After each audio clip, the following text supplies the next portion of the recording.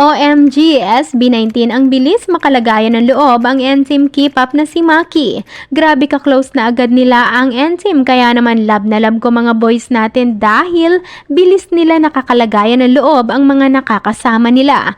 Masayang masaya nga ang lahat ng mga 18 supporters nang makita nila ang napaka-cute na interaction na ito ng grupo ng SB19 sa isang cute at mabait na K-pop group na si Maki, kung saan makikita nga ito na masayang-masayang pumapalakpak sa pagdaan ng SB19 sa kanyang tapat.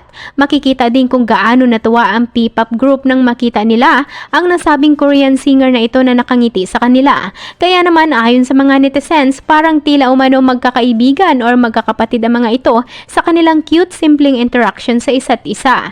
Narito ang video, panoorin.